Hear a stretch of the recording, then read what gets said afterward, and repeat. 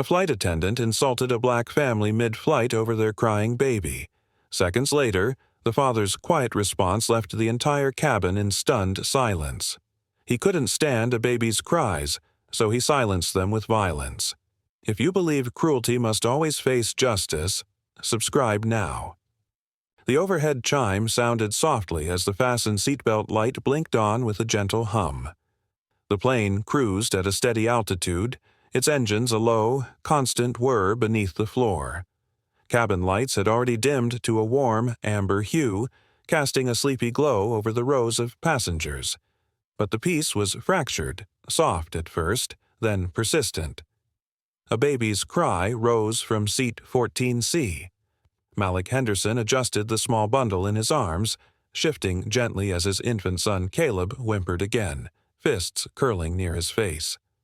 Malik's voice was low and soothing, murmuring lullabies only half remembered from long nights during deployment. His dark eyes flicked up briefly, scanning for a flight attendant, and catching the disapproving glance of one instead. Grant Levi, a wiry man with sharp features and a stiff jawline, moved quickly down the aisle.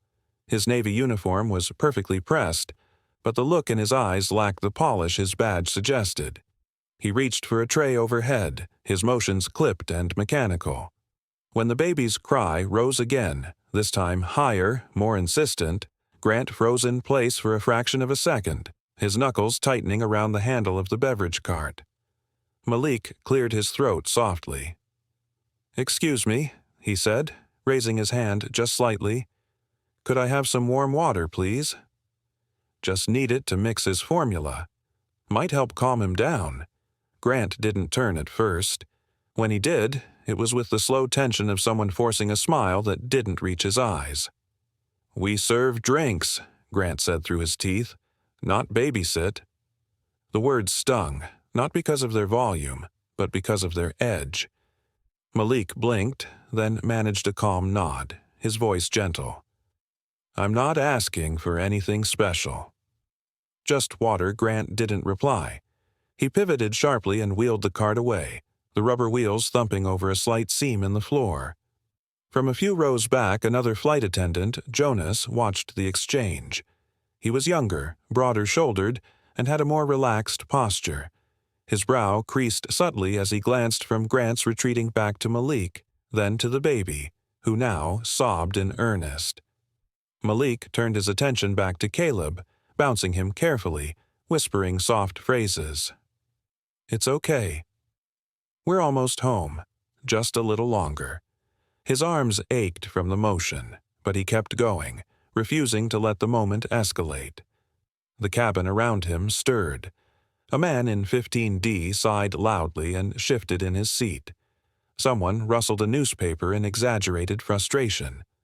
A woman across the aisle pulled her scarf tighter, as if it could shield her from the sound. Malik felt every gesture. He knew what they were thinking, knew the whispered blame already being placed, not on turbulence or fatigue, but on a child's cry and a father's presence. Still, he kept his voice soft and calm, as much for himself as for his son. When Grant returned 15 minutes later to serve drinks, he avoided Malik's row entirely. Jonas, catching the omission, broke protocol and stepped in. "Sir," he said kindly, offering a paper cup of warm water, "for the formula." "Thank you," Malik said, his voice low with gratitude. Jonas gave a brief nod and moved down the aisle. Behind him, Grant scowled and jerked the cart forward with more force than needed. The cups rattled. In the lull that followed, Malik mixed the formula with practiced care. Caleb's cries faded into hiccups, then quiet whimpers. Malik rocked him, letting the sound of the engines and the low murmurs of other passengers create a cocoon of relative calm. But from across the aisle, Grant stood at the galley, arms folded, watching. His jaw worked as if grinding something bitter between his teeth. He tapped the edge of the counter with a fork, barely audible but sharp enough to irritate. Jonas returned briefly, his voice hushed. "Grant, maybe take a break." "I'm fine," Grant replied, his voice tense. "Don't need babysitting either." Jonas hesitated, clearly reading the warning signs, But he didn't push. Instead, he stepped aside, returning to the front of the cabin. Grant remained behind, watching Malik like a storm cloud tracking a single tree. Malik didn't see it, not fully. His attention was on Caleb, whose eyes had finally fluttered closed. But he felt it, the chill in the air that had nothing to do with altitude or airflow, a shift in atmosphere, a tightening of threads. He looked up once, uncertain, and met Grant's stare. Something cold moved behind the attendant's eyes. Not just exhaustion or stress, but something else. A sense of righteousness warped by resentment. Malik shifted his seat, gently readjusting Caleb's blanket. The plane shuddered slightly as it passed through a mild patch of turbulence. The overhead sign blinked yellow. Fasten seatbelts. Grant moved down the aisle again, pausing by each passenger to check trays and belts, his motions too sharp, too rehearsed. When he neared Malik again, he didn't speak, but his tray bumped against the seat harder than necessary. Malik flinched, catching Caleb before his head tilted. "Sorry," Grant said flatly, though there was no apology in his tone. He kept walking. Dramatic irony hung thick in the air. Passengers feared turbulence, unaware that the greater danger walked among them in a pressed uniform and polite smile. Malik leaned back in his seat, trying to breathe. He glanced down at his son, whose chest rose and fell in soft, uneven breaths. His objective remained unchanged: get home, protect his child, and avoid confrontation. But as the amber lights continued to flicker above and the sound of the engines droned on, something far more volatile than weather gathered speed. The danger was not the sky outside, it was pacing the aisle. Peaceful flights end fastest when pride and pain share the same aisle. As the plane climbed higher, Caleb's crying grew louder, cutting sharply through the low hum of the engines and the faint clinking of drinkware.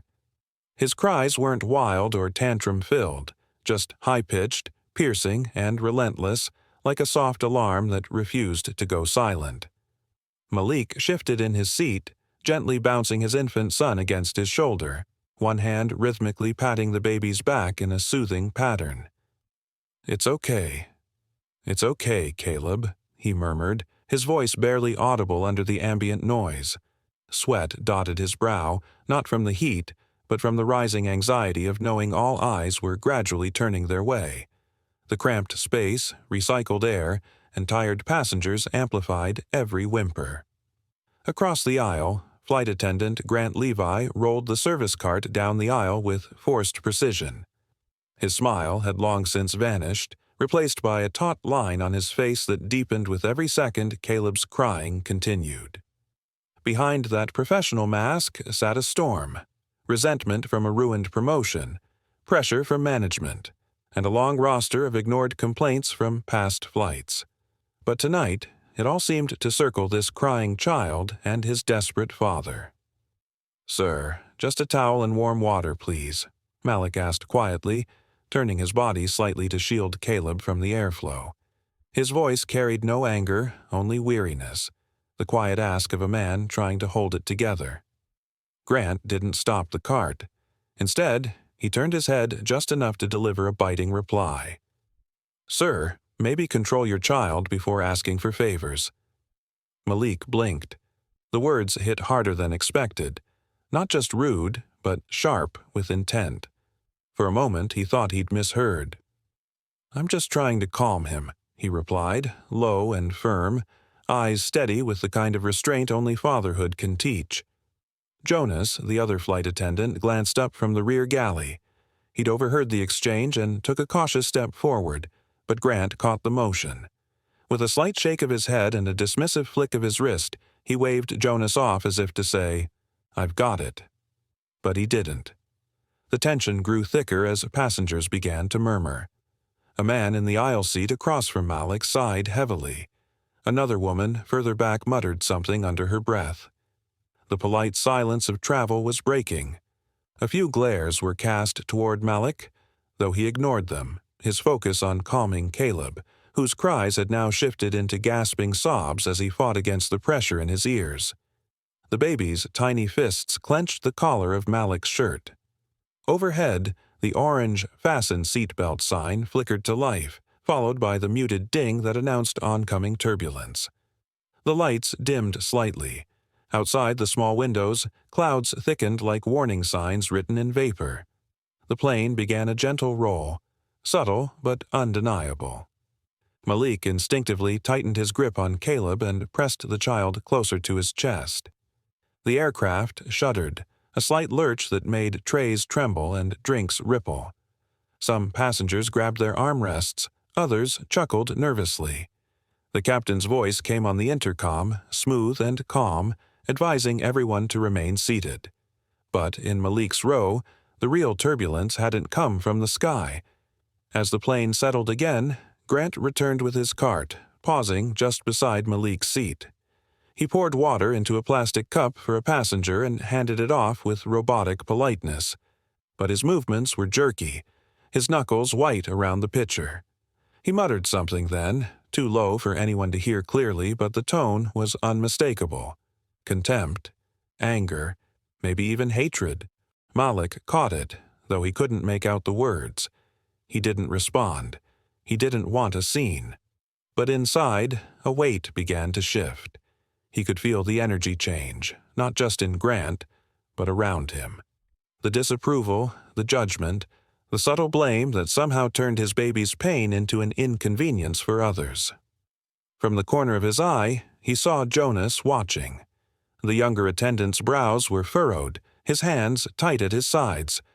There was something there, concern, maybe even shame, but Jonas didn't act. Malik tried once more. "Please, just a towel. I'll take care of the rest."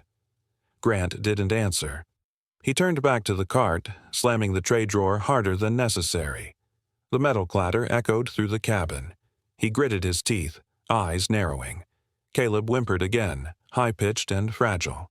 To Grant it sounded like defiance, a refusal to be quiet, a challenge.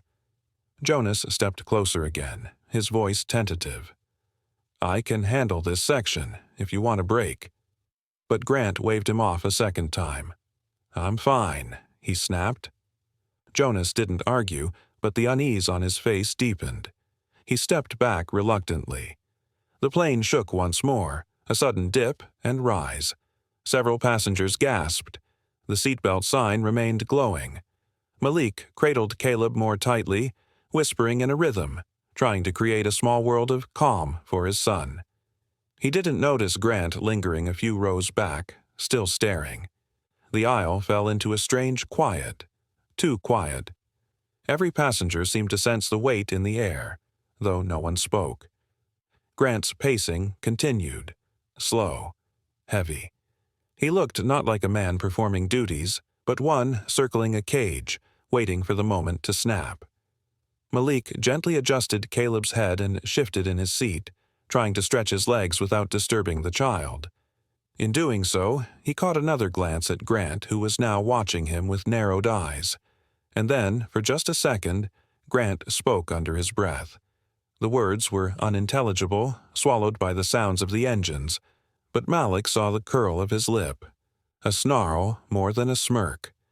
Outside, the plane glided through layers of soft gray. Inside, it carried something heavier, something gathering weight in the shadows between duty and resentment. Passengers returned to their books and tablets, conversations resumed in low tones, but an undercurrent remained. Jonas lingered near the galley, arms crossed, eyes flicking nervously between Grant and Malik.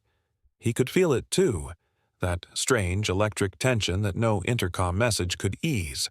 And as Caleb whimpered again, his face contorting in discomfort, Malik gently kissed the crown of his son's head and whispered, "We're almost there, buddy." Just a little longer. But nothing felt near. Not comfort, not safety, not peace. Because across the aisle, pacing slow and tight, Grant Levi still wore his uniform but no longer his control. And in that moment, as the hum of the aircraft continued and the baby's cries returned to the air, a quiet truth hovered beneath the surface. Sometimes danger doesn't wear turbulence. It wears a uniform." Without warning, Grant reached for a fork from the tray, metal, cold, and too sharp for something meant for comfort, and in a motion that felt both frantic and impossibly slow, thrust it toward Malik's chest. Malik reacted before thought. His arms moved, a reflex older than reason, but the angle missed him. The fork found Caleb instead, slipping between blanket and shirt, striking the infant's small chest. Caleb's cry burst out like something broken, raw and immediate, ripping across the cabin and stealing the air. For a second, the world narrowed to sound. The hum of the engines blurred into a high, thin whine. The soft murmur of passengers stopped as if someone had pressed pause. Jonas's face turned white. His mouth opened and closed without forming a word. Malik felt his knees go sudden and weak, and then hard as stone. Heat flooded his face and his hands went numb with shock, then hot with the need to act.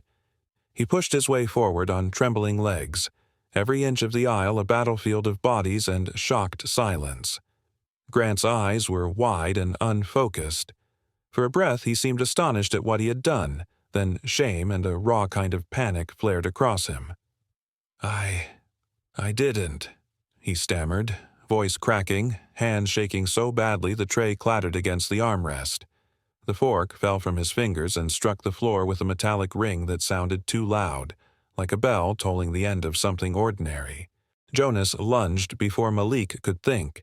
He knocked into a seat back and reached Grant, fingers fumbling to grasp his arm. "Stop! Somebody help!" Jonas barked, voice thick, but his command was swallowed by the chaos of breaths, sobs, and the endless keening of Caleb. A woman behind Malik had already pressed her hands to her mouth. A man in the row ahead stood, eyes wet, phone clutched like a talisman. One passenger whispered for a doctor, another yelled for gauze.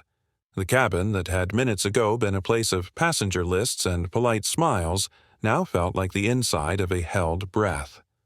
Malik dropped down beside Caleb as if gravity itself had recognized the need. He could not feel the cold plastic of the armrest or the fabric of his shirt under the baby. His world tightened to the small, stunned body in his arms and the thin, aching sound that was his son's cry. He pressed a napkin, any cloth, against the wound as best as he could, hands steady with the single purpose of slowing whatever was happening. "It's okay, baby," he said in a voice that was too soft for the cabin, words both prayer and command. The words trembled across his lips, and with each syllable his mind catalogued the moment. The tray, the fork, Grant's face, Jonas's hands, the way the overhead light seemed to hold its breath. Around them, people moved in fits. Someone opened a supplies bag, another unbuckled to stand, an older man offered his jacket. A tall passenger blocked Grant's retreat by stepping in his path, eyes hard, fists clenched. The flight attendants nearest to the incident froze at the edge of action, torn between protocol and the raw surge of protective instinct. The emergency light blinked an insistent rhythm, and a child behind Malik began to cry at the sound of another child's pain, a mirror that made the whole scene unbearable. Grant's stance shifted, as if remorse and fury warred inside him. He flinched, staggered, then found his voice in a low, unintelligible apology. Jonas tightened his grip on Grant's wrist, forcing the man to the ground with a strength born of terror, not violence. "Don't move," Jonas hissed, eyes dark and unblinking as though daring the rest of the world to interrupt the small, terrible order he'd created just to stop more harm. Malik's vision narrowed to his son's face, tiny, contorted with shock, and to the fork that now lay useless at his feet, a simple utensil turned instrument of irreparable change. He felt a rising heat, not of anger, but of a fierce, primal determination to protect, to hold, to keep whatever life remained steady. Caleb's cries hit him like waves. With each one, Malik counted, measured, and clung to the small rise and fall of breath that meant his son was still with him. Somewhere forward, a murmur swelled into a chorus of questions and exclamations, but none of it reached Malik. Time fractured around him. A dozen seconds stretched into lifetimes as hands worked, Voices urged calm, and the plane itself seemed to orbit the single axis of that desperate cabin. Jonas's voice steadied as he barked for a doctor on board and for someone to get the captain. The sense of ordinary travel, the announcements, the carry-ons, the polite inconveniences, dropped away, replaced by a narrower truth. An infant's body had been struck, and nothing could make it ordinary again. Passengers recorded with their phones, not yet understanding the way documentation could both help and haunt. A sharp intake of breath moved through the rows when someone noticed Caleb's blanket, damp and disordered. The nearest flight attendant, face pale but hands sure, began to search the emergency kit as if the motions themselves could stitch the world back together. Malik's fingers tightened on the cloth, pressing with everything that was left inside him, and he felt the prickle of tears that he would not let himself shed just yet.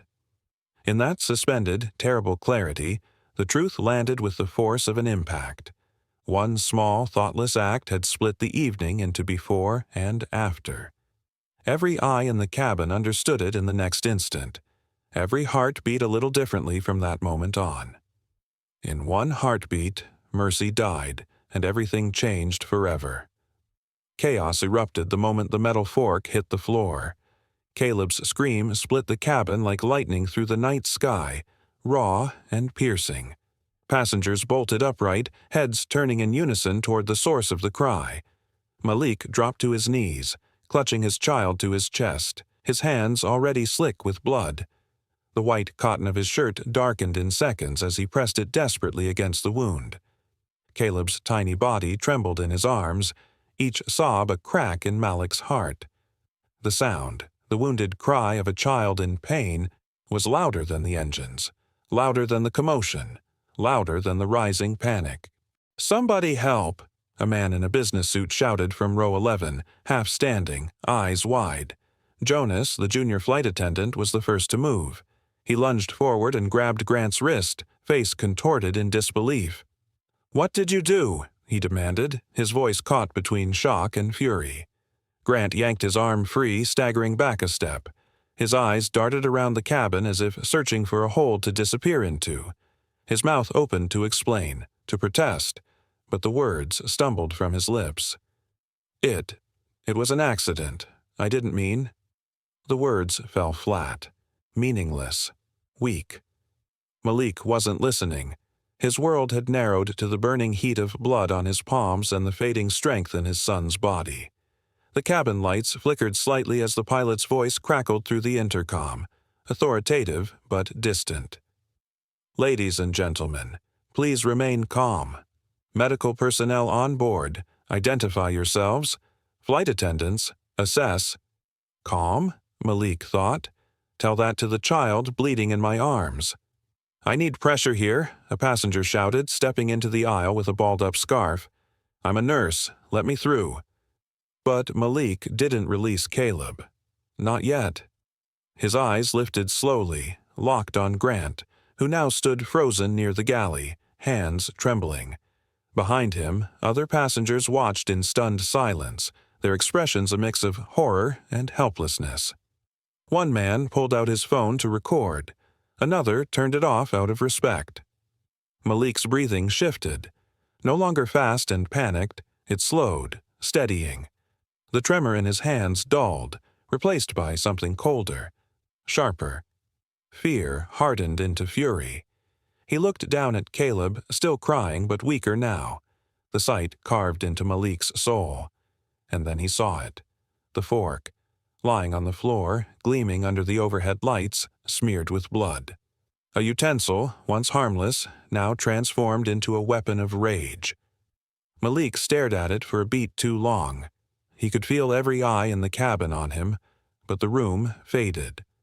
Only the fork remained in focus, its cold metal tip, its sharp curve, the handle that had been clenched in Grant's fist. He reached for it. The moment his fingers closed around it, the atmosphere changed. Time didn't just slow, it fractured. Every sound seemed stretched, every heartbeat a drumbeat echoing in his ears. Caleb whimpered. Grant stepped back, and the world held its breath. Jonas raised a hand. Malik! Wait, don't.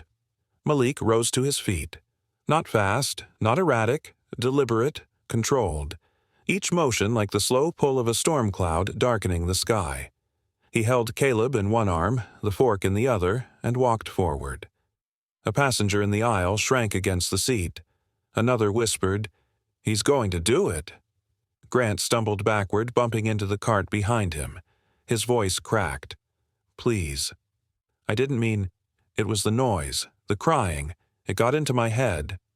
Malik didn't answer. His face was unreadable, calm, almost serene, but his eyes carried a fire that no words could douse. "You wanted silence," he said, his voice barely above a whisper but sharp enough to cut steel. Grant flinched. The words landed like a verdict. Malik took another step, and another, until they were face to face, only inches apart. Behind him, the nurse finally reached Caleb, her hands outstretched, but Malik still didn't let go. He stared into the face of the man who had broken something sacred. He didn't yell. He didn't curse. He simply let the silence speak. And in that silence, he raised the fork. Not high, not with a flourish. Just enough to bring it between them. He turned it in his hand, the way one might hold a pen or a scalpel. Grant's breath hitched, his legs quivering beneath him. "I just wanted the noise to stop," Grant said weakly, his voice barely holding. Malik tilted his head, as if studying a puzzle. "So did I." He grabbed Grant by the collar and pressed him back against the galley wall. The noise of the cabin, footsteps, whispers, breath, vanished beneath the weight of the moment. The fork's tip met Grant's lips, pressed firmly, not enough to draw blood, but enough to make him feel the cold bite of metal. Grant winced, eyes wide, too afraid to move. "Feel the sound you tried to erase," Malik whispered, his hand steady, his jaw set like stone. The passengers watched, paralyzed. No one moved, no one dared to interrupt. Even Jonas stood motionless, hands slightly raised, waiting. Then Malik lowered the fork. Slowly, methodically. He let it fall. It clattered to the ground near Grant's shoes, its sound sharp, final. Malik turned without another word, walked back toward the seat where the nurse now kneeled, and gently handed Caleb into her care. His hands shook again, but this time from relief. Or restraint, or both. The silence that followed was different. Not from fear, from reverence. The passengers said nothing. Some wept, some prayed. Others simply watched, forever changed. Jonas stepped forward, watching Grant, who had slid to the floor in stunned silence. "You don't get to speak," Jonas said to him quietly. "Not anymore." As the medics on board scrambled to assist, the plane hummed steadily on, slicing through the night, and Malik, blood-stained, broken but not beaten, sat back down, eyes unfocused, breath catching in his throat. "Now you'll understand what silence feels like." Grant backed away, his confidence collapsing as Malik advanced. The aisle narrowed into a corridor of eyes, faces flushed with shock, mouths open, phones forgotten in trembling hands. Malik's steps were deliberate, each footfall measured like the ticking of a clock that had finally decided to count down. He smelled the metallic tang of fear and blood. The fork's cold edge still glinted where it lay on the carpet. Around them, overhead, bins hummed softly, the engines a distant, indifferent roar. Up close, Grant looked smaller than Malik remembered, paler, lips shaking, the bravado drained like water from a cup. For a moment, the flight attendants nearby simply watched, frozen between duty and the dizzy moral calculus of what to do next. Malik's mind flickered like an old film reel. Scenes of the nursery, Caleb's first cry, his wife's hands as she showed him how to swaddle. Those memories steadied him the way a steadying hand steadies a camera. He was a father now, a protector whose promises had the weight of a life wrapped in his arms. Rage, which had risen hot and fast, cooled into a hard, clinical focus. He moved with an intent that made no noise, It was the sound of a man closing the distance between threat and consequence. He seized Grant's collar with a grip that was firm but not frantic, fingers finding the fabric with a practiced, mechanical certainty. Grant's back hit the galley wall with a dull thunk that seemed to echo down the aisle. The fork lay between them, an obscene strip of silver against the patterned carpet, a simple object turned monstrous by choice. Malik's eyes searched Grant's face, looking for denial, for the flicker of humanity, for a sliver of apology that might be genuine. Instead, Grant's mouth formed the thin, useless shape of excuses. "I didn't mean," he began, voice cracking on the edge of it, but the words dissolved before they could become anything but air. Malik pressed the fork against Grant's mouth, the metal cool and final. It was a mirrored cruelty, an act designed to make the attacker feel the smallest echo of the violation he'd inflicted. The fork's tip hovered near Grant's lips but did not pierce. Malik's hand was steady enough to make the threat precise without allowing it to tip into irreversible harm. His voice was low, controlled, every syllable measured. "Feel the sound you tried to erase," he said, and the flight seemed to contract around the sentence. Passengers leaned forward as if drawn by the words themselves. Even the hum of the engine seemed to hold itself as the moment balanced. Grant's breath came shallow and fast. His shoulders twitched. He reached with both hands toward Malik's wrist, perhaps to pry the fork away, perhaps to plead. But Malik did not flinch. Instead, he let the weight of the gesture hang in the air for exactly the time it needed to register across a dozen faces. The inflicted had not become the inflictor. Mercy and fury stood shoulder to shoulder, a paradox made flesh. The cabin felt electric, danger softened by a sliver of restraint so sharp it cut like glass. Then Malik dropped the fork at Grant's feet. The metallic clatter was less a sound of surrender than a percussion that marked a boundary. He turned back to Caleb without another flourish, cradling his son as if nothing else in the world existed. The infant's breath was shallow but steady. Every small rise and fall of his chest was a universe to Malik now. From scattered seats, two men pushed themselves up, one in a polo shirt who looked as though he had medical training, the other an older man with trembling hands who introduced himself as an off-duty EMT. They moved in with brisk, practiced motions, checking Caleb, murmuring reassurances that were mostly for themselves.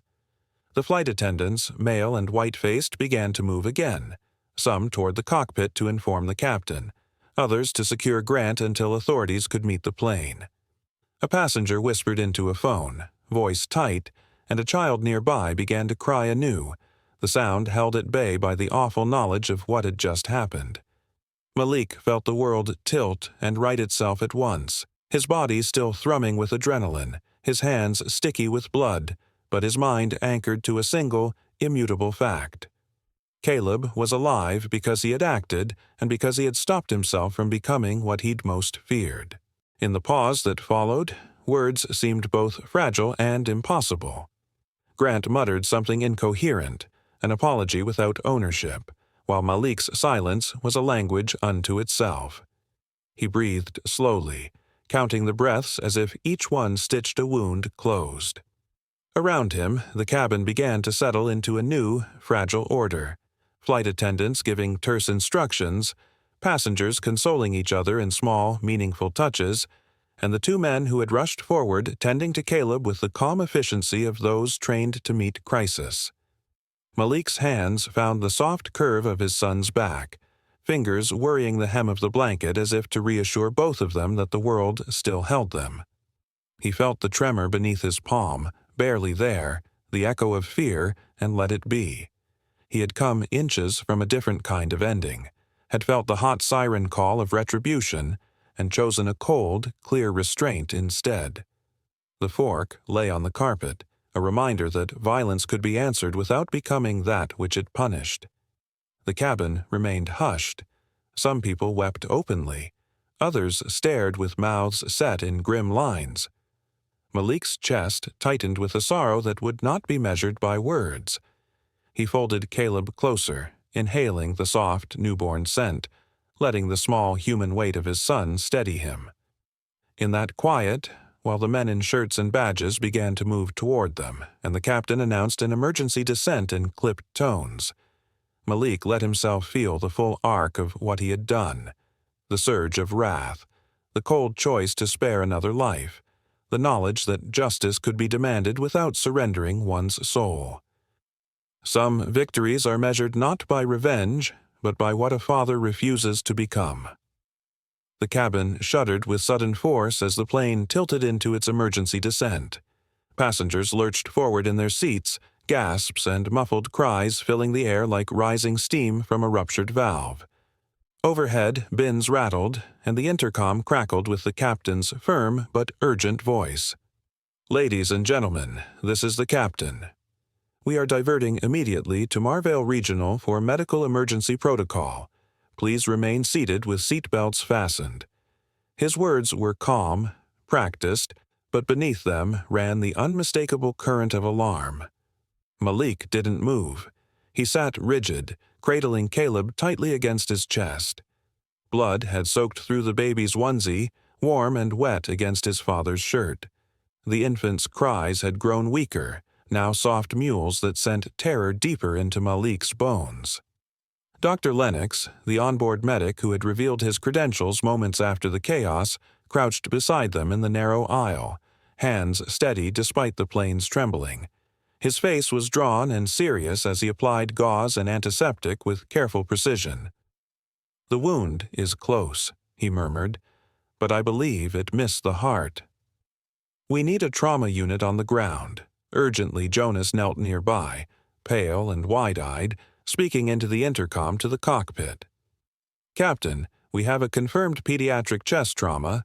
Patient is bleeding but responsive. Advise paramedics to meet us with immediate access to pediatric surgery." Grant sat several rows back, restrained now by two male passengers, a broad-shouldered man in a mechanic's uniform and another in a suit with a Coast Guard pin. His wrists were tied with a belt looped through the armrest. He kept shaking his head, mumbling, "It was a reflex. I didn't mean to.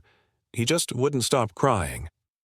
His voice was barely audible over the engines, but the words were like glass under Malik's heel. Malik stared straight ahead, unmoving. His mind raced through scattered memories. Caleb's first giggle, the night they walked the hospital hallway for hours to soothe him, the way his son gripped his thumb like it was a lifeline. Now, that tiny grip was limp. The thump of turbulence felt like echoes of a heart trying to hold on. Jonas touched Malik's shoulder gently. "We're almost there. You're doing everything right." The plane banked lower. Through the window, city lights of Marvale flickered closer, smeared through cloud cover like watercolors. The descent felt endless, each second a gamble with time. Oxygen masks remained tucked above, unused, but the sense of emergency thickened like smoke in the air. Grant thrashed once in his seat. "I said I didn't mean to," he blurted, voice louder now as if shouting could wash away what he'd done. The man beside him pushed him back hard. "You don't get to speak," he growled. "Not after that." The cockpit called again, this time directly to the med station. "Prepare for landing." Ground response as standing by Malik's arms ached from holding Caleb so long. His shirt, once crisp and ironed, now clung to him like a soaked rag, stained dark with his son's blood. But he never loosened his hold. He didn't blink. He didn't pray. He waited. The wheels struck the tarmac with a jolt that rippled down the aisles. Gasps followed, then a heavy silence. The cabin light snapped from amber to fluorescent white, revealing everything. The spilled drink still drying in an aisle crack, a crumpled napkin near row 9, and the long red streaks smeared down Malik's front. Blood and resolve. Before the jet bridge even connected, the front cabin door burst open and paramedics rushed aboard. Their footsteps thundered like boots in a war zone. Two men in blue gloves reached Malik. "Male infant with stab wound to the chest?" one confirmed as he assessed Caleb's color. "Midline injury, possible intercostal penetration," Dr. Lennox answered, standing. "Pulse is faint but present. No signs of tension pneumothorax yet, but internal bleeding is possible. The medics eased Caleb onto a stretcher with clinical speed, securing him as wires, masks, and monitors came alive. Malik moved to follow, nearly tripping on the leg of a passenger's bag, but caught himself. Jonas stayed close, helping him steady. As they approached the exit, Grant raised his voice one last time, straining against the hands that held him. "Wait, please, I didn't mean—" Malik paused. The light above the open door painted his face in stark white. He turned just slightly, enough to meet Grant's eyes. There was no fury in his voice, only something colder, more final. "You broke a child's cry," he said softly. "Now listen to your own." The moment Caleb was wheeled through the hospital's emergency bay doors, the fluorescent lights reflected off his pale skin, making the blood on his tiny chest seem even darker. Doctors shouted orders in clipped, focused tones as they surrounded the gurney, masks already pulled over their faces. One of them, a gray-haired surgeon with steady hands and a military posture, called out, "Prep for thoracic trauma, pediatric." No delays. The stretcher disappeared behind swinging double doors, leaving Malik standing frozen, his shirt stained red, his arms empty for the first time in hours. Outside the operating room, chaos had only just begun. Uniformed officers paced back and forth while reporters pressed against glass panels, their cameras flashing like lightning in a summer storm. Airline representatives in suits huddled near a vending machine, whispering furiously among themselves. The corridor smelled of antiseptic and tension. Malik sat in a corner chair near the window, elbows on knees, hands clasped so tightly his knuckles had gone white. The window offered a view of the parking lot, but his eyes were unfocused, staring through the glass as if trying to make sense of a world that no longer felt real. He kept replaying the scene, Grant's face twisted in anger, the glint of the fork, the scream that had shattered the cabin's peace. It looped again and again, refusing to fade. Detective Rowan Hale approached quietly, his black leather shoes making soft taps against the tile floor. He was in his early 40s, clean-shaven, with tired eyes that had seen too much. His badge glinted under the hallway light, swinging slightly from his belt as he pulled out a notepad. "Mr. Henderson," Rowan said, voice calm but firm, "we're going to need your statement." But first he paused, giving a slight nod toward the operating room doors. "Your son is stable." Malik closed his eyes at the words, his shoulders trembling once before he caught himself. A single tear traced a silent path down his cheek, disappearing into the dried blood on his collar. He let out a long breath, steadying himself. Rowan took a step closer, sensing the man's fragile composure. "What happened up there?" "It wasn't just assault," he said quietly, his eyes narrowing with quiet intensity. "It was something darker. And I intend to find out why." Malik nodded slowly, then began to speak. His voice was low but unwavering as he described the events, Grant's aggression, the repeated refusals, the escalating hostility. Rowan took notes quickly, only asking brief follow-up questions, never interrupting. As Malik recounted the moment the fork made contact with Caleb's chest, his voice caught for a second. He swallowed hard, pressing his fingertips against his eyes. "It wasn't just a loss of control," he said. "It felt planned. Like he'd already decided I didn't belong there, that my son's crying was an offense." Before Rowan could respond, hurried footsteps echoed down the hallway. Jonas appeared around the corner, still in his uniform, the collar askew and face pale. His hands shook as he approached, and he paused just feet away from Malik and Rowan. "I need to testify," Jonas said, voice cracking. "I saw everything. I need to do the right thing." Rowan turned, eyeing the younger attendant with a measured look. "You're the one who tried to stop it, correct?" Jonas nodded. "Yes. I offered to switch rows. Grant said no. And before it happened, I heard him mutter something. Not loud, but enough. It wasn't about the noise. It was about who was making it. Malik stood slowly, facing Jonas. The two men shared a long look, neither one speaking, but something heavy passed between them, a shared burden of what had been witnessed and what must now be exposed. Rowan closed his notepad. That's two statements aligning on intent. That's significant. Down the corridor, more reporters pressed against the doors as a hospital official stepped out to speak. A few words filtered through the air. Incident, flight, minor victim, investigation ongoing. The narrative was already forming. Malik knew how quickly stories could be spun, diluted, framed. "Detective," he said, turning back to Rowan. "They're going to call it a mistake." A heat-of-the-moment thing. But it wasn't. I saw it in his eyes. He wanted silence, not peace. Erasure. Jonas nodded solemnly. Grant didn't just snap. He was encouraged to behave that way. No one ever stopped him. I warned my supervisor before, but... Rowan raised a brow. "Supervisor's name?" "Damon Voss," Jonas replied immediately. "He's the one who ignored every complaint." Rowan wrote the name in bold letters, circling it twice. "He'll be hearing from me." The hallway seemed to still for a moment. Outside, the moon broke through the clouds, casting a pale glow across the linoleum floor.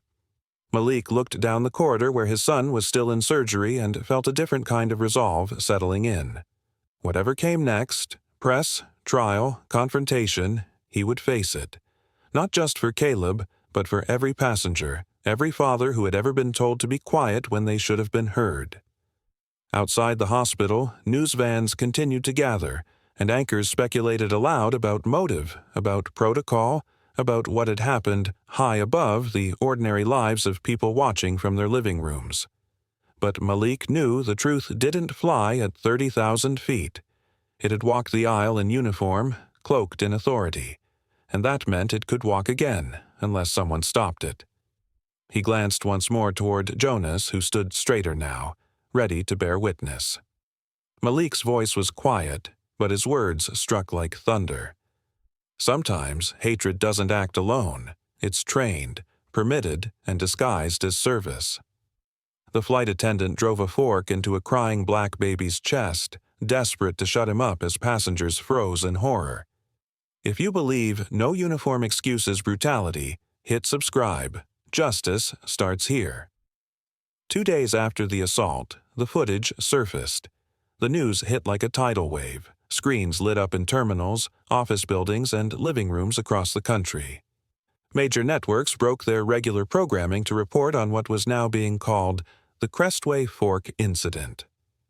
At the center of every headline was the image of Malik Henderson, arms bloodied, face pale, eyes locked in a haunting stare as he carried his wounded infant off the aircraft. The media swirled with speculation, outrage, and a hunger for answers. Crestway Air moved swiftly but not wisely. They released a carefully worded press statement, calling the incident an isolated act of employee misconduct. The language was cold, corporate, and defensive, void of responsibility. Their words were crafted to pacify without admitting fault. But the world was no longer satisfied with surface apologies. That same afternoon, Malik sat in Darren Cole's office, watching the statement play on a muted television screen in the corner. The attorney's desk was buried in documents, legal briefs, affidavits, printed news coverage. A small desk fan hummed against the thick silence. Darren leaned forward, his tone low but urgent. "They're trying to bury this," he said, sliding a folder across the table. "Standard playbook. Call it isolated, distance the company, fire one man, and move on." Malik's jaw tightened. He hadn't slept much. Every time he closed his eyes, he saw the glint of the fork, the sound of Caleb's scream. "I don't want a war," Malik said quietly. "I just want people to see the truth." Darren opened the folder. Inside were leaked internal documents, emails, memos, and crew reports. Some were heavily redacted, but what was visible told a different story. Complaints against Grant Levi dating back 2 years. Allegations of aggressive behavior, verbal altercations, even 2 cases where passengers requested reassignment to a different crew member mid-flight. Every complaint had been closed with the same phrase, "Employee counseled." Case resolved. Someone higher up protected him, Darren said. This wasn't just negligence. It was willful blindness. Before Malik could reply, a knock sounded at the office door. Jonas stepped inside, his face pale, eyes darting nervously over his shoulder as though he expected someone to be following him. He held a small black flash drive in one hand. "I don't have long," he said, his voice barely above a whisper. "They're already watching me." "What is that?" Darren asked, standing up. Jonas set the drive on the desk. "Surveillance footage from the galley. I pulled it before they could scrub it. You need to see what happened before he snapped." Malik stared at the flash drive. His hand hovered over it for a moment before he picked it up, weighed it in his palm like it carried 1,000 bricks. He didn't speak. He simply nodded, his face unreadable. They played the footage an hour later on Darren's laptop. The video was grainy, time-stamped. The audio, though faint, was intact. It began with Grant prepping trays, mumbling to himself. Then a passenger's baby cried off-screen. That's when Grant muttered words that hollowed the room. "I'm sick of this noise. Always the same ones. Always expecting favors. Maybe they need a lesson in silence." Malik's stomach turned. The slurs were quiet but unmistakable, dripping with resentment and prejudice. Jonas sat frozen in his seat, his hands clenched tightly in his lap. "That's when I knew it wasn't just frustration," he whispered. "It was hate." The footage continued. Grant grabbed the service tray with unnecessary force, exhaling a long, bitter sigh before turning down the aisle. The video ended seconds before the attack. Malik stood up slowly. The walls of the office suddenly felt smaller. He moved to the window, looking out at the city below, a blur of cars, lights, lives moving on. "They knew," he said at last. "They knew who he was." "And they still gave him wings." Darren turned the screen toward him. "This isn't just evidence," he said. "It's a mirror. And it's time the public looked into it." Malik was silent for a long moment. He thought of Caleb in the hospital crib, of the quiet rise and fall of his breath, of the scars on his chest that would never be seen but never be forgotten. He thought of every parent who had ever asked for help and been answered with cruelty. He thought of the uniform that had become a mask for something far uglier.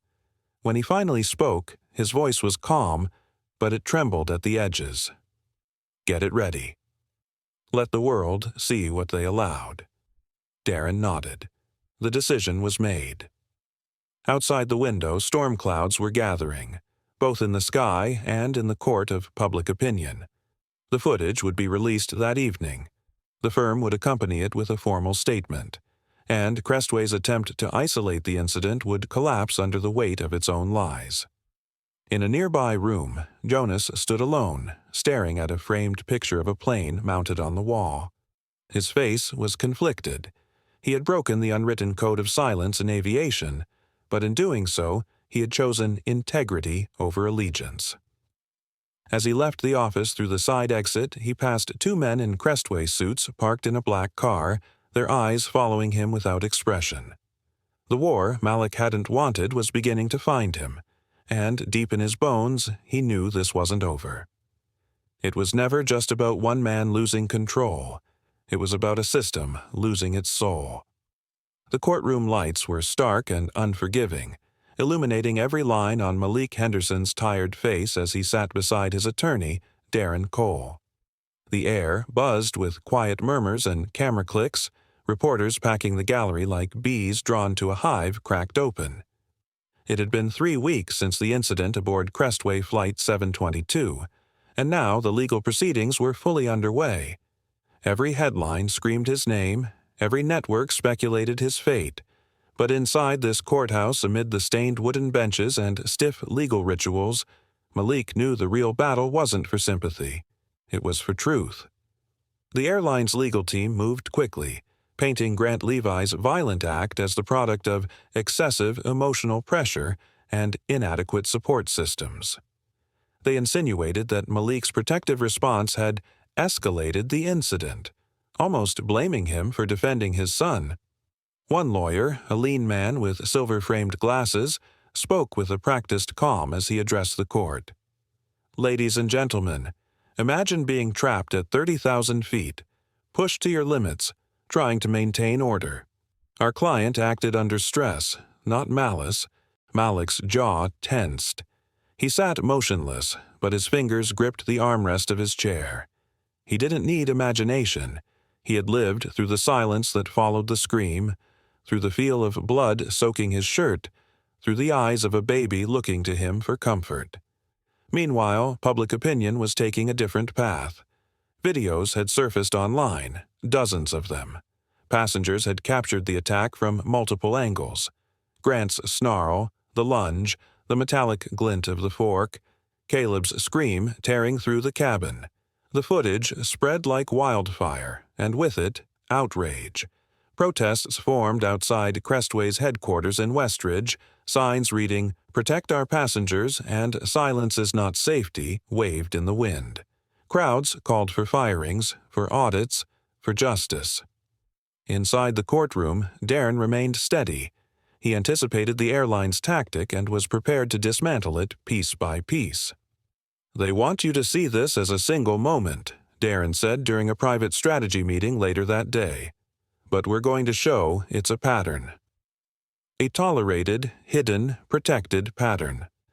That evening, under the quiet hum of office lamps and the scent of stale coffee, Darren opened a sealed folder. "This," he said, sliding it across the table to Malik, "is the piece they didn't want us to find." Malik leaned in. It was Grant's personnel file, heavily redacted, but not enough to hide what mattered. There were 3 previous incidents: aggressive behavior toward passengers, one report of verbal harassment toward a coworker, and another marked simply "disciplinary recommendation ignored." All had been signed off, or rather dismissed, by the same internal supervisor, Damon Voss. "Who is he?" Malik asked, voice low. "Regional Safety and Crew Stability Director," Darren replied. But here's the twist. Voss wasn't just ignoring complaints. He was actively suppressing them. Anything that threatened the crew's stability score was quietly buried. The term caught Malik off guard. Stability score. Crestway's internal metric, Darren explained, used to rank flight teams on efficiency, punctuality, and complaint-free operation. Managers like Voss were rewarded for keeping numbers clean, which means sweeping problems under the rug. Malik exhaled slowly. The pieces were falling into place, but each one cut deeper than the last. It wasn't just Grant who had failed. The company had built a system that punished empathy and rewarded silence. The next day, an investigator from the Department of Transportation confirmed Darren's suspicions. "Voss is under federal review," the man said, standing stiffly in the hallway outside the courtroom. "But he's gone dark. Resigned by email 3 days ago. We haven't been able to reach him since Malik felt a strange mix of vindication and dread. The truth was unraveling, but the people responsible were already slipping away. Still, he pushed forward, attending each hearing, answering each reporter's question with calm restraint. He didn't want fame. He wanted responsibility claimed. That night, standing alone on his apartment balcony, Malik watched the lights of a passing plane cut across the sky like a scar. He held Caleb close, the baby now healing, a bandage no longer needed but the scar still raw beneath. He whispered promises into his son's ear, not of revenge, but of change. Later, back in the courthouse hallway, Darren approached with his usual calm but something different in his expression. "We've subpoenaed Voss's communications," he said quietly. "If he emailed suppression orders, if he colluded to hide complaints, we'll find it." Malik nodded. His voice was low but firm. "We're not just fighting for what happened on that flight." "No," Darren agreed. "We're fighting for every time it almost did." And as the trial pushed forward with the world watching, Malik understood fully what he was standing inside. Not just a courtroom, not just a case, but the eye of a much larger storm. The deeper he searched, the clearer it became. This flight was only turbulence in a much larger storm. Rain tapped against the courthouse windows, a soft rhythm that contrasted sharply with the chaos brewing inside. The scent of paper, ink, and anxiety filled the air as legal teams shuffled through binders and prepped exhibits. Weeks had stretched into months since the attack on Caleb, and now the trial loomed just days away. The courthouse had become Malik Henderson's second home. Yet today felt different. Tighter. Colder. Malik stood in a quiet hallway near the juvenile medical ward, watching his son through a glass window. Caleb lay still, a white bandage peeking through his hospital gown just over his chest. He had grown stronger in the months since the incident, his breathing steady, his hands twitching in sleep like he was dreaming of a better world. But for Malik, the healing came slow. Every time he saw those faint scars, barely visible beneath gauze and light, he remembered the sound of a fork hitting the floor, the gasp of a cabin, the scream of a child robbed of safety. Each visit hardened Malik's resolve, carving the shape of purpose into his quiet grief. He had stopped asking, why, a long time ago. Now he only asked, how much further? Back at Darren Cole's office, documents were piled like walls, medical records, passenger testimonies, and now, video evidence. Jonas had risked his career for it. Dr. Lennox had written an emergency declaration. The passengers' cell phone clips told the rest. Darren moved with surgical focus, connecting each piece like threads in a net tightening around Crestway Air. The case is solid, Darren said one afternoon, slapping a deposition transcript onto the table. His tie was loosened, the circles under his eyes deeper than usual. Negligence, repeated complaints ignored, failure to de-escalate. The company will try to settle once this goes public. But the company didn't settle. Instead, they struck back. That evening, Darren received a court motion from the airline's legal team. It wasn't just a delay tactic, it was a full psychological evaluation. They claimed Grant Levi had suffered a breakdown triggered by a toxic work environment. The report, commissioned by the airline but dressed in neutrality, painted Grant as a victim of psychological manipulation. Malik sat stiffly as Darren read the details aloud. A particular section made his stomach drop. Performance stress metrics? Crew tension conditioning? Darren murmured. They're saying Grant's aggression was a side effect of a pressure-based evaluation model, designed by management to test reaction times under passenger confrontation. Are they blaming a spreadsheet for what he did to my son? Malik asked, his voice low but coiled. Darren didn't answer immediately. He leaned back, eyes scanning the fine print again, tapping his pen rhythmically. It's more than blame. They're saying he was primed for this, like a fuse set too close to fire. The name surfaced again, Damon Voss, a former supervisor who had mysteriously vanished days after the internal leak. His name was mentioned in passing through flight crew testimonies, a man who pushed hard for stability scores, who saw customer service not as care, but as control. Flight attendants, Jonas included, had described Voss's crew briefings as cold, mathematical. Every smile is a statistic, Jonas had once said bitterly. Every complaint a threat to your seat on the plane. If the defense could prove that Grant had been systematically broken down, responsibility would climb higher up the chain. The question was no longer about one man's violence. It was about a system that demanded perfection and punished humanity. That night, Malik stood outside the courthouse steps. A light drizzle had begun to fall, making the concrete glisten beneath the lampposts. In the distance, flashing cameras and hushed murmurs signaled the arrival of reporters. Darren stood beside him, a silent pillar. Caleb stirred lightly in his stroller, a soft coo rising into the damp air.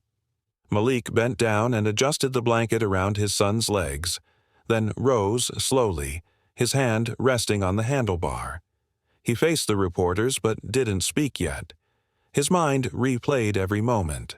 The clinking fork, the look in Grant's eyes, the spineless email Crestway had sent out calling it an incident, and now this, an entire legal strategy crafted to explain cruelty through spreadsheets and psychology. "I thought it was just one man," Malik whispered, his voice almost lost in the rain. "But the more they defend him, the more I see the pattern." Darren nodded slightly, offering no empty comfort. Malik looked back at the courthouse, its towering pillars, its cold glass, and then at his son. Caleb's fingers curled around the edge of the blanket. "Justice isn't found in punishment," Malik murmured. "It's built from what the truth refuses to hide." The courtroom was already full when Malik entered, but it fell into near silence as he made his way to the witness stand. The air buzzed with restrained tension, the kind that hums beneath a storm. Every camera in the room adjusted its lens, microphones picked up the soft creak of his shoes on polished wood, and reporters scribbled in notepads like they were recording history. The judge, an older man with sharp eyes and a reputation for fairness, gave a nod. Darren Cole, seated at the plaintiff's table, offered Malik a brief but encouraging glance. The moment was here, the moment everything had built toward. Malik sat down slowly, careful and composed, like every movement mattered. His suit was plain, dark, respectful. His face, however, bore the invisible weight of everything that had happened on that flight: his son's cries, the blood, the disbelief. As the clerk finished swearing him in, Malik looked across the room and saw Grant Levi for the first time since the incident. The former flight attendant sat hunched beside his legal team, eyes bloodshot, hair disheveled, a man visibly unraveling. But Malik's gaze held no vengeance, only purpose. The defense attorney, a man named Russell Maris with a polished demeanor and a cold efficiency in his tone, rose and approached. He began with the same line of questions they had hinted at for weeks. "Mr. Henderson, would you agree that the situation on Flight 722 was tense for everyone involved?" Malik didn't blink. "I would agree it became tense after my son was attacked." Maris nodded slowly, pacing in front of the jury. "And prior to that moment, is it fair to say the cabin environment was challenging? Your child was crying for a prolonged period, correct?" Malik's voice remained even. He was teething. "He's a baby. Babies cry." Maris tried again. "I'm not suggesting otherwise. I only mean to establish that the crew, Mr. Levi in particular, was under considerable emotional strain. There was turbulence, delayed service. Do you believe it's possible Mr. Levi simply snapped? That this was an unfortunate, tragic misunderstanding?" Silence hung for a beat. Malik looked directly at the jury. "There was no misunderstanding," he said, his tone quiet but absolute. "There was a man who chose violence over patience. And a company that let him wear its wings." The words hung like iron in the air. Maris hesitated, then returned to his seat. Darren stood next, buttoning his jacket as he walked forward. "Malik," he said, using his client's first name with quiet reverence, "when you boarded that flight, what was your only goal?" "To get home safely with my son," Malik replied. "And did you feel, at any point, that your requests to the crew were unreasonable?" "No. I asked for warm water, a towel, basic things. Did Mr. Levi ever offer assistance?" "No. He offered contempt. There was no dramatic music, no swelling soundtrack, but the courtroom felt like it pulsed with a slow-building intensity." Jonas was called to the stand next. His hands trembled as he took his oath, but his eyes didn't waver once he sat. "I tried to step in," Jonas said. "I offered to handle the row. Grant said no. He said he could handle it his way." Darren leaned in. "And did you witness the moment of the attack?" "I did." Jonas swallowed. I saw Grant take a fork from the tray and push it forward, hard. He didn't flinch when it hit the baby. He flinched after a ripple of unease traveled through the courtroom. The judge narrowed his eyes, jotting notes. Even the defense attorney stopped writing. Then came the pivotal moment. "Your Honor," Darren said, turning to the bench, "with the court's permission, I'd like to submit the surveillance footage from the forward galley, captured by internal crew cameras, into evidence. Permission was granted." The lights dimmed slightly as the screen lowered across from the jury. A faint hum of audio crackled, then came the sound everyone remembered, Caleb's distant crying, the rustle of service carts, then Grant's muttered words, indistinct but hostile. The footage showed him gripping the tray, moving down the aisle, his eyes narrow, jaw tight. And then the moment, too fast, yet too deliberate. The fork thrust forward. A sharp cry. Then silence. A collective gasp broke from the gallery. Some jurors turned away. Others stared, faces pale. Grant buried his face in his hands, whispering something to himself.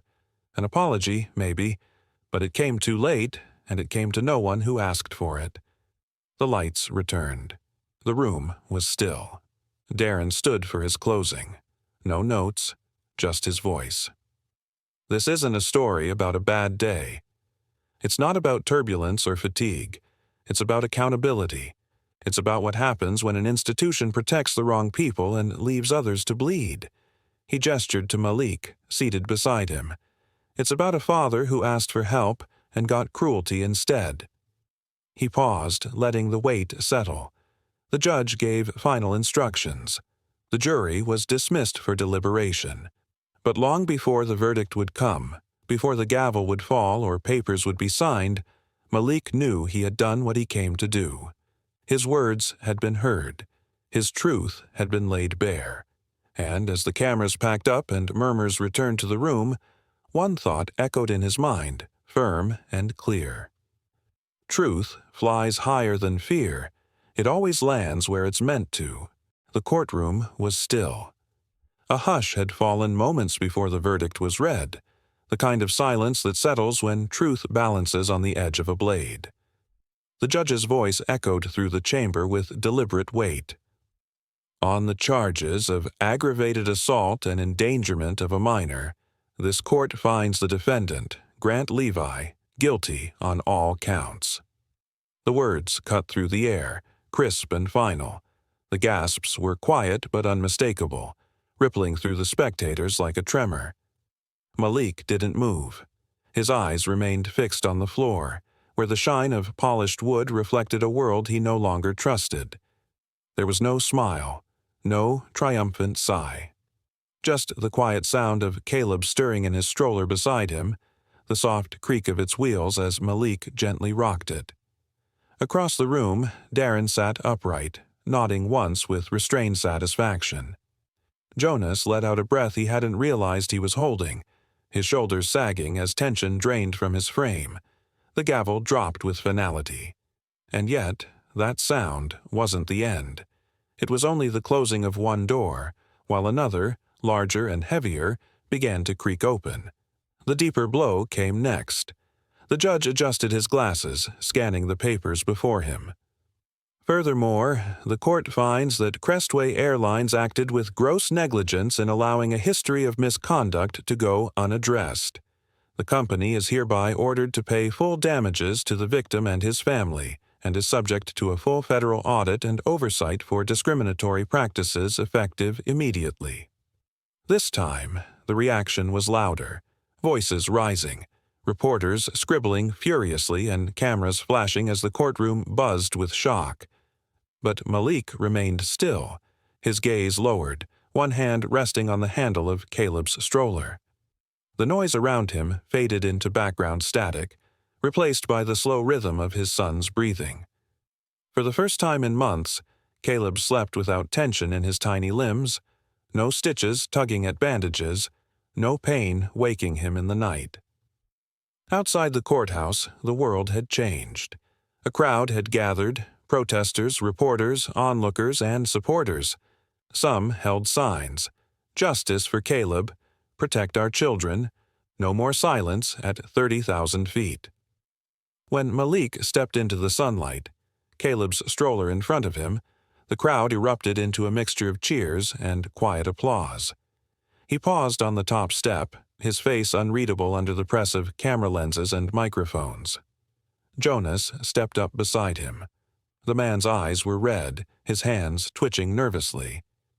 "You did it," he said, voice low as if afraid to speak too loud and shatter the fragile moment.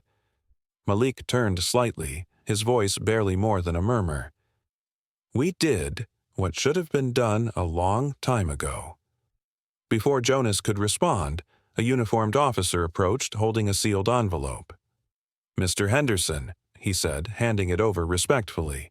"This was left by the defendant. He asked that you receive it directly." Malik stared at the letter for a moment, the seal unbroken. A silence settled again, this time heavier. He didn't open it, not then. He simply nodded and tucked it into his jacket pocket, sensing that its contents were more a final echo than a revelation. Later that evening, the hospital lights shimmered faintly against the city skyline. Malik sat by the window in Caleb's room, the letter now unfolded in his hands. The handwriting was tight, almost hesitant, as if the words themselves resisted being born. "I'm sorry," the letter began. "I was told to keep people quiet. Voss said we had to protect the satisfaction ratings. Difficult passengers. He meant people like you. He said if I wanted to move up, I had to do what was necessary. I let that pressure become cruelty. I can't take back what I did to your son. I see it every time I close my eyes. I'm sorry." The confession confirmed everything Darren had suspected, but it brought no comfort, no peace. Just another layer of truth, one that came far too late. Jonas entered quietly, carrying a small cup of coffee which he set down untouched beside Malik. "I saw the cameras outside. They're saying it's a landmark case now." Malik didn't look up.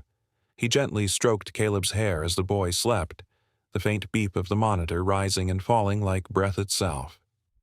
"You ever think," Malik said softly, "how much the world expects us to forgive before it even begins to change?" Jonas sat beside him, his voice tired. "Every day." Malik nodded slowly, then folded the letter, sliding it back into the envelope. He wouldn't destroy it, not out of respect but out of obligation. Some truths had to be kept, not for vengeance, but for memory. As the night deepened, the sounds of machines hummed steadily like the engines of a plane still flying above dark clouds. Malik leaned forward, whispering to his son who stirred but didn't wake. "The wound will heal, but the world still needs mending." A year had passed. The courtroom battles had faded from headlines, but their echoes still shaped the airways. Crestway Air, once proud and untouchable, now stood before a national panel of regulators in a gray marble chamber that overlooked the Capitol skyline. A line of solemn-faced executives filled the seats, their crisp suits unable to mask the unease that settled over the room like fog. Cameras clicked, reporters whispered. But none of them looked toward the back row where Malik Henderson sat, calm but alert, his son's stroller parked beside him. The lead regulator, a silver-haired man with a clipped voice, addressed the gathering. "Crestway Air has been found in violation of multiple civil aviation standards, passenger protection codes, and ethical oversight procedures." He paused, his eyes scanning the room.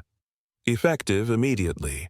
The following measures are to be enforced: mandatory compassion training for all flight crews, implementation of a nationwide passenger rights charter, and the establishment of an independent ethics review board, all of which must be monitored quarterly for compliance." A murmur rippled through the room. One of the executives leaned back in his chair, jaw tightening, but none dared speak in opposition. The scars left by the Flight 722 incident ran deep, not just legally, but publicly.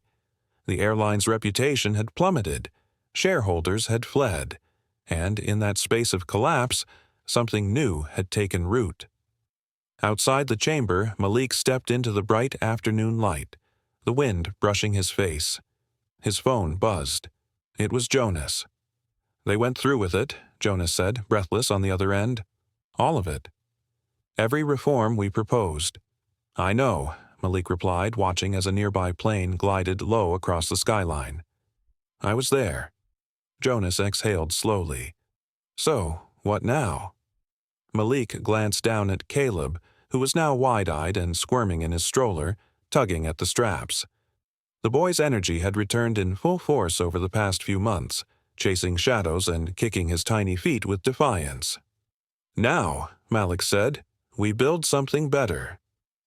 3 weeks later, a small gathering assembled inside a newly opened community center on the outskirts of Marvale City. A banner hung above the entrance, "The Henderson Initiative for Safer Skies and Stronger Families." Cameras rolled silently as Malik stood before a modest podium, flanked by Jonas and a few supporters who had once been passengers on Flight 722. No security guards, no reporters shouting questions, just rows of chairs filled with students, community leaders, and young fathers with babies in their arms. Malik spoke with quiet conviction. "This isn't about revenge," he began, his hands resting lightly on the podium, fingers interlaced. "It's about responsibility. No family should board a flight and worry about surviving the journey. No child should be silenced with violence. And no airline should hide behind policy when humanity is what's needed most." Jonas stepped up next. The nerves in his voice were evident, but so was his courage. "I was a part of that system. I wore that uniform, and I saw what happened when silence became standard operating procedure. Today, I leave that uniform behind. I stand here not as a former flight attendant, but as a man who believes in change." The applause was soft but sincere. In that moment, Malik felt the weight of the past begin to shift, not vanish, but soften at the edges. After the event, he stood near the window, watching Caleb toddle across the floor, his tiny fingers smudging the glass as he pointed to a plane taking off in the distance. Letters came once a month. They were handwritten in neat, slanted cursive and always sealed in plain white envelopes. Grant Levi remained in a state-run rehabilitation program for emotionally unstable offenders. The court had spared him the harshest sentence on account of his mental breakdown, but Malik had insisted on one condition: full admission and documented counseling. The letters were part of that process. Malik never replied. He placed them in a drawer, read but untouched. Each one carried a strange weight, some filled with regret, others with cautious reflection. But none asked for forgiveness. That, Malik noticed, was the one thing Grant never presumed to deserve. One letter read, "There were days I thought I was the victim. But I see now, I was just allowed to hurt people because no one ever stopped me. You did, and for that, I can never be sorry enough." Malik folded that one slowly and placed it at the top of the pile. Months turned to seasons. Jonas left Crestway entirely, accepting Malik's offer to become outreach director of the Henderson Initiative. Together, they traveled to universities, aviation panels, and policy hearings, speaking not just about what happened, but why it could never happen again. Their talks were calm, powerful, and grounded in experience. Legislators listened. Activists reached out. Parents wrote letters thanking them for giving voice to something long ignored. At home, Malik became a quieter man.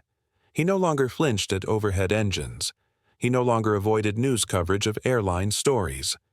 And every evening, he sat by the window, holding Caleb on his lap, pointing out the passing aircraft and telling stories, not of what happened, but of what they built after. One afternoon, golden light poured through the living room window. Caleb, now sturdy on his feet, waddled toward the glass, pressing his palms to the pane. A plane ascended in the distance, its silver wings catching the sun. Malik stood behind him, arms crossed gently, watching his son's eyes trace the trail of the jet. He said nothing. He didn't need to. The sound of engines once meant fear. Now they meant something else: resilience, renewal, remembrance. Justice hadn't erased the pain. It had transformed it. And as Malik stood there, breathing slowly, he realized something profound: that pain didn't vanish, it evolved into purpose, into protection, into progress. He smiled faintly, brushing a hand over Caleb's shoulder. Some flights crash into despair, he thought, but others rise again, carrying those who refuse to fall. He tried to quiet an innocent child, but moments later, he was choking on his own cruelty. If you stand for protecting the helpless and punishing the heartless, subscribe now. Together, we rise. Disclaimer: the story you just watched is fictional. It highlights themes of racism, cruelty, and the powerful consequences of dehumanizing others. Its purpose is to raise awareness, provoke reflection, and inspire empathy, justice, and accountability in the face of discrimination.